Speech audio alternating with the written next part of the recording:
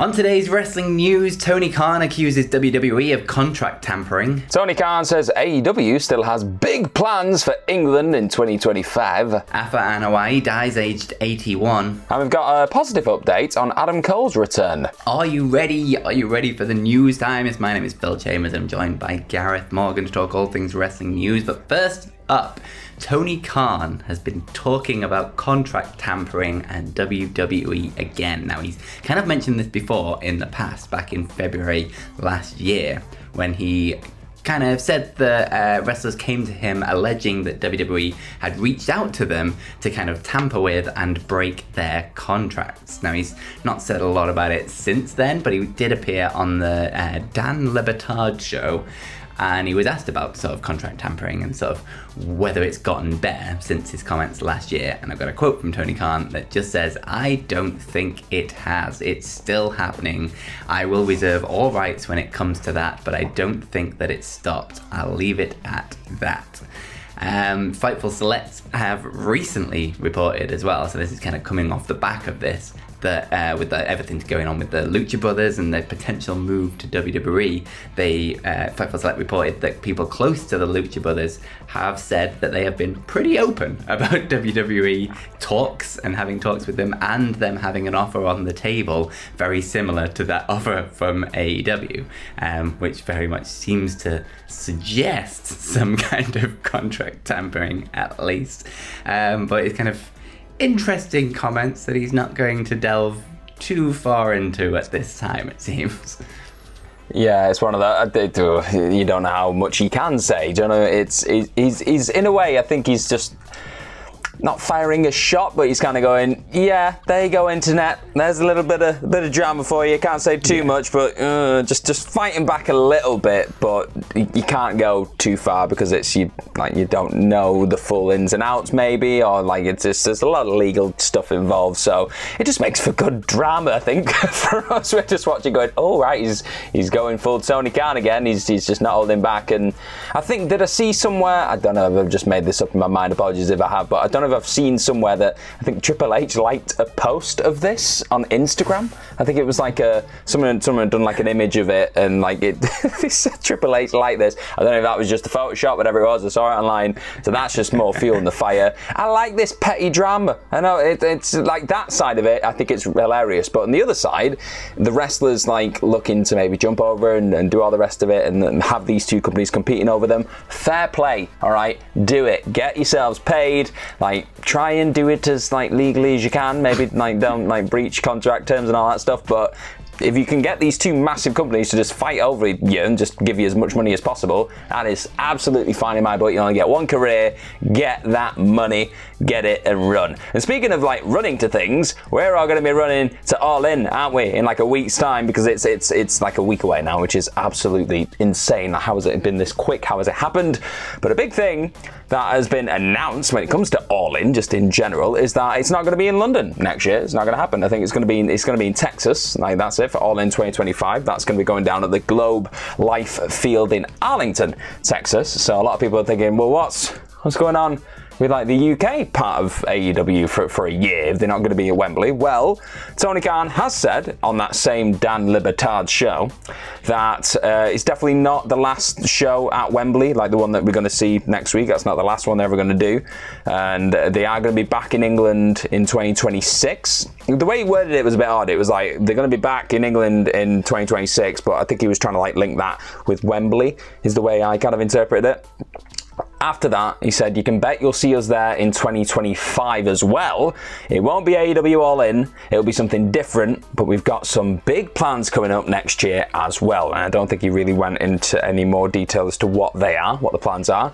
Maybe it's a tour, maybe it's just a few little arena shows, whatever it is. Like, I'm still excited if it is going to come back, because we just love any kind of wrestling that we get over here in the UK. We're always super loud and super proud when it does come over. So I think it's a smart move because, as you've seen from the ticket sales for Wembley, like, it's not as big as last year. It was never going to be because it was the first ever like AEW show in the UK, and then they did it in the Wembley. So it was huge, big, huge event. I think they've still got like what 50,000 people I think have bought tickets for this year, which is still pretty damn impressive.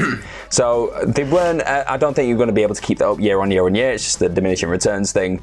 It's not the product in general just isn't quite as hot as it was maybe like coming into even that event last year, which again it wasn't as hot as the year before. Whatever it is, I think now the idea like going for just little arena shows all around the UK, it's just smarter. I think you'll just get more people around the UK can see it as well without having to travel. I think it's for me that if they do go down that route, I think that would be a smart option right now.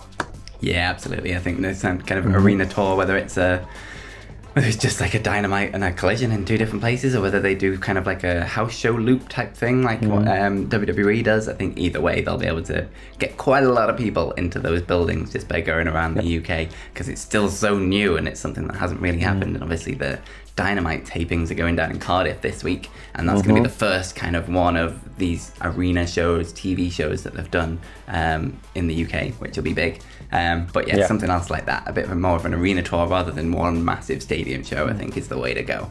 And bring it to Manchester and Newcastle. That's all we care about. Yeah. That's all we care about. That's all we want. Yeah, but I will 100% be there if they do that. And let us know down in the comments if that is something that you would want to see, or what you want to see AEW do in 2025. So moving over, slightly sad news now, because we've got a report on the death of Afa Anoa'i, who has died aged 81. Now he's obviously best known for teaming with his brother Sika as one half of the Wild Samoans. They started wrestling back in the 70s. They did a lot in Stampede Wrestling and the NWA, and then they joined WWF in 1979 and were 3-time tag team champions there. Afa also kind of returned back to the WWE like after they left that run back in 1992, because he was the manager of the Head Shrinkers, which was his son Samu and also Rikishi. The Wild Samoans also had a bunch of different training schools. It kind of moved about a lot over the years, but throughout the sort of 70s to noughties they kind of had training schools all over the place and trained many stars, going right the way back to the likes of like Hulk Hogan and Yokozuna, Rikishi, Batista, like Roman Reigns and the Usos and things. Like a lot of big talent has come through them, so they've had a huge impact on the industry themselves. And obviously they were inducted into the WWE Hall of Fame in 2007 as well. Both of them in the Wild Samoans.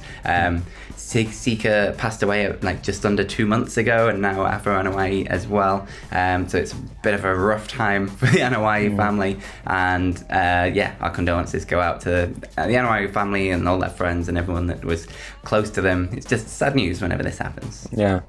There's not much more to add. Yeah, an absolute icon. Yeah, gone, and there's been a lot of outpouring of just tribute, support to the Anoa'i family right now. That legacy's just going to live on forever, and he's a massive part of that bloodline story. Yeah. Just that you look back over the history. I think we did I recorded a big old bloodline history video that will be dropping at some point on What Culture Wrestling, which is really fascinating for myself, because I wasn't necessarily I wasn't alive during the era when they were just absolutely like smashing it on throughout wrestling, really.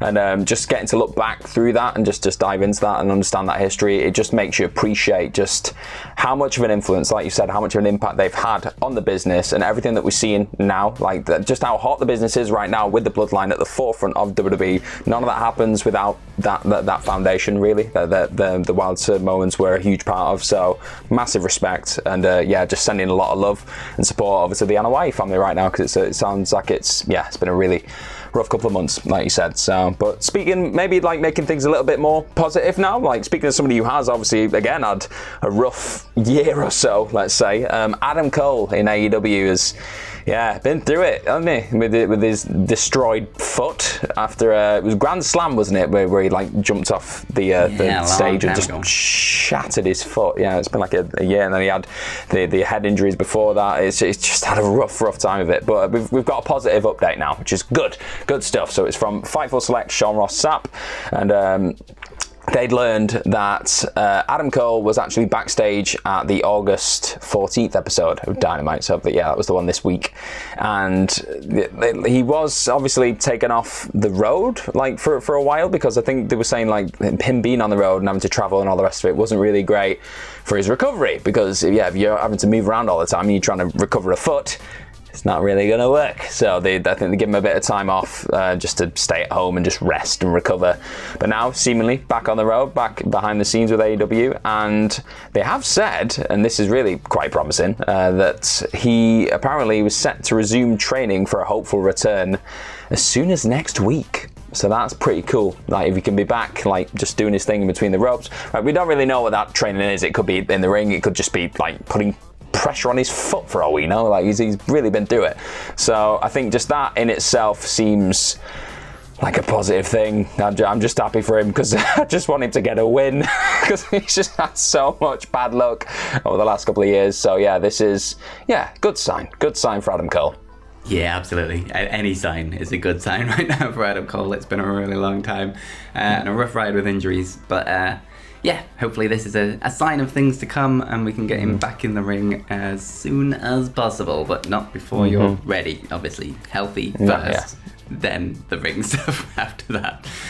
Take your time, baby. There it is. But finally, just to round it up, we are going to be doing a live show at All In London, obviously. There's only 1 week left to get your tickets, so whatculture.com/tickets. You know all about it by now. We've been prattling on about it for months.